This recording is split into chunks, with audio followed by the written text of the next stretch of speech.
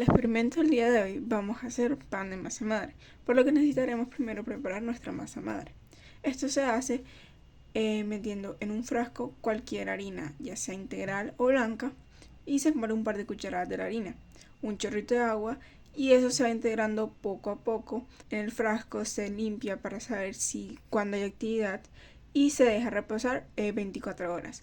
Cada 24 horas se va a ir agregando más alimento para que estos microorganismos produzcan más. Se va a buscar una textura como de papilla o engrudo y se va a dejar reposar en un lugar temperatura ambiente, 25 grados, 30 grados centígrados. En el segundo día se vuelve a alimentar la masa. En este día no se muestra ninguna actividad y se muestra un poco más líquida, lo cual es normal.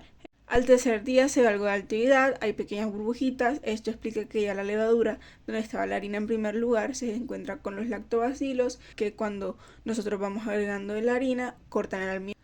Al cuarto día se evidencia una textura burbujeante, aireada. Esto significa que los microorganismos están generando gas y ácidos, así que se alimentan de nuevo, se tapan y se guardan. En el quinto día, esta vez, se pasó la mitad de la masa madre a otro frasco nuevo para así bajar la acidez de la masa, añadiéndole bastante agua y bastante harina. Se tapa y se deja guardar un par de horas hasta que ver que la masa madre creció. Aquí es donde sabremos que la masa está lista para comenzar a hacer el pan de masa madre. La realicé 3 veces para medir cómo la cantidad de agua y la cantidad de harina en diferentes proporciones pueden cambiar el resultado final de pan de masa madre.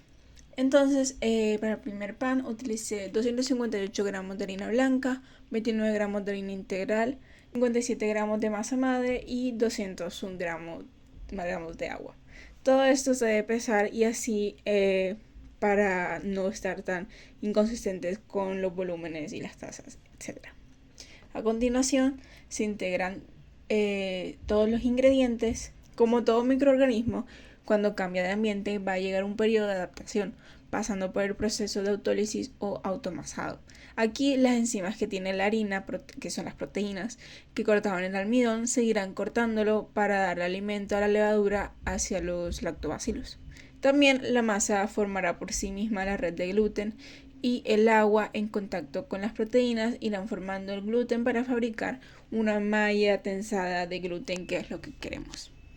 Para que la autólisis se dé, entonces vamos a tapar esta masa con un plástico para que no se seque. Se deja reposar a temperatura ambiente por 1 hora. Después de transcurrido este tiempo, la red de gluten que ya se habrá formado sola.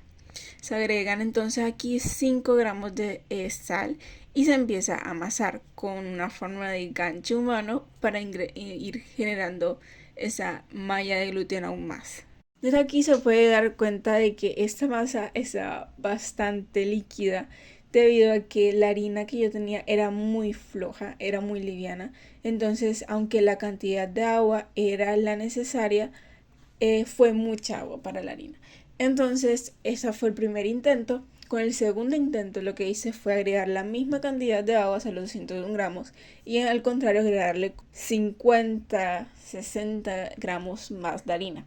Esta harina obviamente quedó mucho más seca, mucho más dura y el resultado final de ambas fue completamente diferente.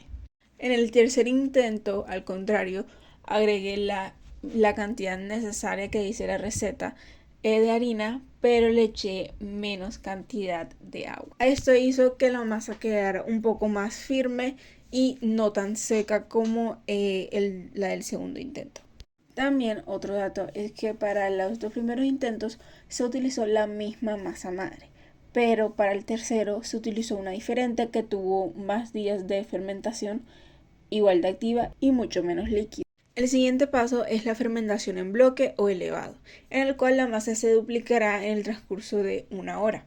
Para esto, como el gluten ganó mucha tensión, ahora se relajará haciendo que algunas de las asociaciones que tenía se rompan, por lo que se les dará una nueva tensión amasándola nuevamente, haciendo dobleces en las esquinas de la masa hacia el centro. Así como se muestra en el video, después se tapará la masa otra vez con plástico y se dejará reposar entre 10 a 20 minutos y se repetirán esos mismos dobleces y reposos unas 4 veces y Después de un tiempo de que se vea que la masa conserve cierta forma, cierta redondez, ya se sabrá que la red de gluten ha tomado mayor fuerza para pasar a la fermentación final.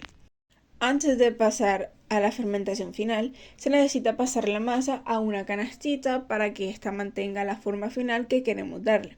Por lo tanto, yo escogí aquí un recipiente hondo, así que se pone la masa antes que todo en el mesón para darle la forma deseada.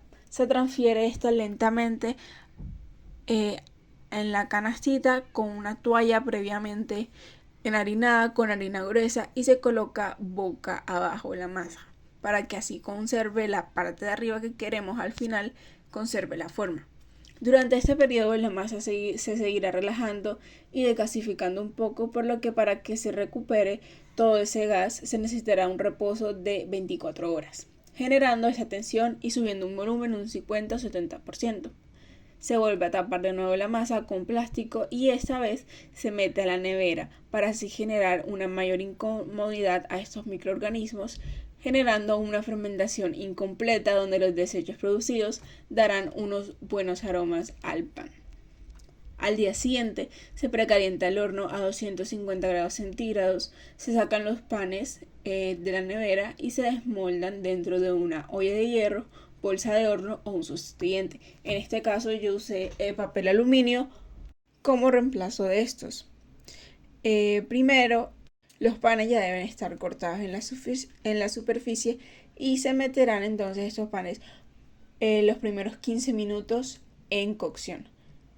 Al estar fríos, ellos tendrán un salto de horno, lo que hará que crezcan.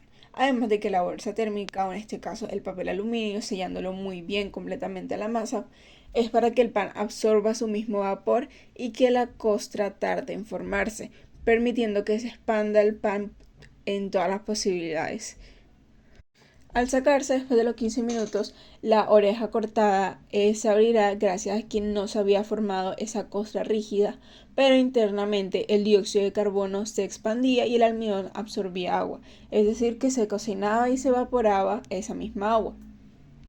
Se saca el pan entonces de esa bolsa de aluminio y se lleva de nuevo otra vez otros 20-25 minutos al horno en la misma temperatura para que empiece a dorar el pan. En este momento, ya sin vapor, se da la reacción de Maillard, que es una reacción química que ocurre por el calor seco y los pocos azúcares presentes en toda la fermentación y los aminoácidos sueltos que van formando parte de las proteínas que le dan ese color dorado a la costra, mientras que el interior es liviano. Además, los aromas del pan surgen también gracias a esta reacción.